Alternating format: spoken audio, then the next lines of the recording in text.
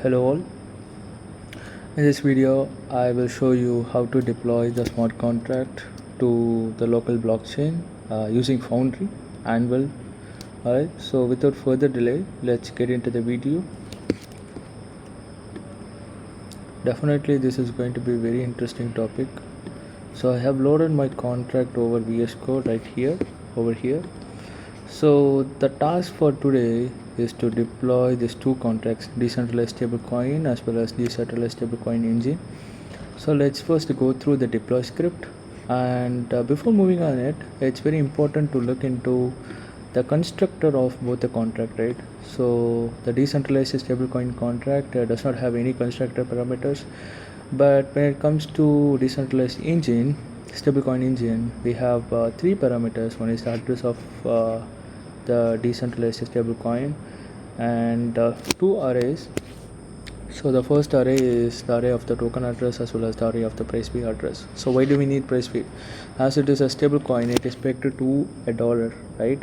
So we should get the price of the Ethereum for USD from the Chainlink oracle. So that's what we need price feed. So let's go to the deploy script and look into it. So everything should be written into the run function, right? And also when you look into the start broadcast, you can see we have deployed the decentralized stablecoin, and which does not require any parameters. And while deploying the decentralized stablecoin engine, we need three parameters. So in Anvil we don't get any aggregate v3 contracts, right? So it is being deployed to testnet as well as the mainnet, but it is not deployed to the local net. So this is the local net which is being provided by the Foundry team.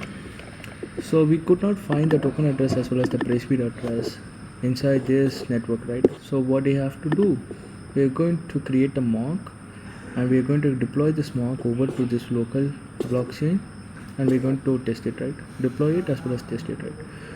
And this is being done using the helper config.s.hold. Here is S denotes the scripts, right? And here we are checking for the chain ID. If it is going to be the Foundry testnet chain ID, then we are going to keep a set of predefined addresses.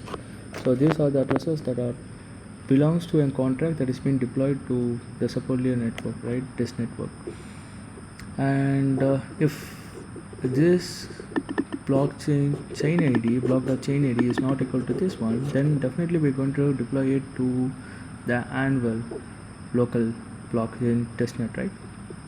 So here you can see we are importing the mock. Here you can see we are importing the mock for ERC20 as well as the mock v3 aggregator contract, and we are going to deploy it for both the Ethereum as well as the Bitcoin. And finally we're going to return the address for the mock that we have been deployed right here. So and when it comes to the deploy contract, here you can see we are importing the helper config, and by calling the active network config, we're going to which is going to return all the addresses. And we need the token address, which is a set of array which contains two elements. So the address of the wrapped Ethereum as well as the wrapped Bitcoin, and also we need the price feed for both the Ethereum USD, wrapped BTC USD, and we are going to make this as an array, and then we are going to pass it to the decentralized stablecoin engine in order to deploy it, right, in local net Anvil. So this is how you have to deploy it over the local network, and you have to test it out, right? So I know this is a bit complicated, but if you keep on practicing it, you will get it, right? This is an overview. If you need a deep video where I explain each and every line, drop in the comments. So let me try to create a video for you. So thank you all. See you on the next video. Bye bye.